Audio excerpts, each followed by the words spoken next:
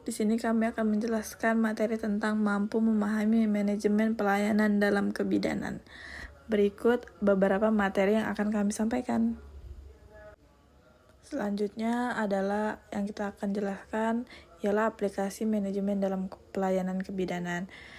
Yang pertama ada sistem informasi manajemen, yaitu di mana teknologi informasi untuk memantau dan mengelola data pasien. Selanjutnya yaitu adalah protokol dan prosedur, yaitu mengembangkan protokol dan prosedur yang jelas untuk memastikan keselamatan dan kualitas pelayanan kebidanan. Selanjutnya manajemen risiko, yaitu mengidentifikasi dan mengelola risiko yang terkait dengan pelayanan kebidanan untuk memastikan keselamatan pasien. Selanjutnya ada pengelolaan sumber daya manusia, yaitu mengelola staf kebidanan untuk memastikan bahwa mereka yang berkualitas. Selanjutnya yang kelima yaitu evaluasi dan pemantauan, ialah melakukan evaluasi dan pemantauan terhadap kualitas pelayanan kebidanan untuk memastikan bahwa standar kualitas terpenuhi. Selanjutnya yang akan kita bahas yaitu penjaminan mutu dalam pelayanan kebidanan. Penjaminan mutu dalam pelayanan kebidanan ialah proses sistematis untuk memastikan bahwa pelayanan kebidanan yang diberikan memenuhi standar kualitas yang telah ditetapkan. Jadi tujuannya yaitu untuk meningkatkan kualitas pelayanan kebidanan dan memastikan keselamatan pasien. Beberapa aspek yang kami ambil, yang pertama itu adalah standar kualitas, pengukuran kinerja, evaluasi dan perbaikan, dan pelatihan dan pengembangan staf. Selanjutnya kita masuk dalam studi kasus. Pada materi kali ini, studi kasus kami dengan judul Asuhan Kebidanan Impartu Kala 1 dengan inersia UTRI primer. Jadi ada hasilnya di mana penelitian ini mengumpulkan data pada mulai pukul 18.00 WITA dengan mempelajari data-data pasien dicatat di rekaman medis sambil mengobservasi pasien. Pasien masuk ke rumah sakit pada tanggal 11 Januari 2023 pukul 6 pagi dengan keluhan nyeri tembus sampai ke belakang disertai pelepasan lendir dan darah sejak pukul 00.30 WITA. Hasil pemeriksaan fisik TTV dalam batas normal, DJJ normal, pergerakan dalam panggul, persentase kepala, HIS 2 kali dalam 10 menit dengan durasi 10-20 detik.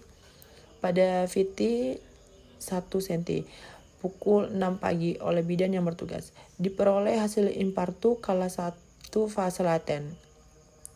HOT-G 1. Selanjutnya dilakukan VT setiap 4 jam berturut-turut pada pukul 10 pagi. Belum ada perubahan. Dilakukan VT pada pukul 2 siang. Belum ada perubahan kecuali pembukaan 4 fase aktif. Pada pukul 6 sore pembukaan sudah 7 cm HOT-G 2. Tindakan kolaborasi dengan dokter objin berupa pemberian induksi oksitosin 5 unit dalam larutan cairan RL 500 ml dengan dosis awal 8 tetes per menit setiap 15 menit dinaikkan. Selanjutnya cairan menjadi 12 tetes per menit pada pukul 6 sore sesuai instruksi dokter. Pada pukul 10 malam atau 22 WITA, pembukaan lengkap. Selanjutnya bayi lahir spontan pada pukul 22:25 WITA. Selanjutnya dalam studi kasus ini kita masuk pembahasan berdasarkan data subjektif dan data objektif yang penulis peroleh bahwa kasus Nyonya B G1P0A0 dengan inersia uteri. Hasil hamil pertama kali dan belum pernah keguguran. Ibu masuk RS dengan mengeluh nyeri bagian pada pinggang dan menjalar ke perut bagian bawah. Dan setelah melakukan pemantauan sesuai dengan teori dan beberapa hasil penelitian, maka kondisi Nyonya B dapat dikatakan inersia uteri. Setelah didiagnosa inersia uteri, maka keadaan serviks, presentasi, turunnya bagian terendah janin, posisi janin, serta keadaan panggul harus diperiksa. Kemudian rencana asuhan disusun untuk menghadapi persalinan lama.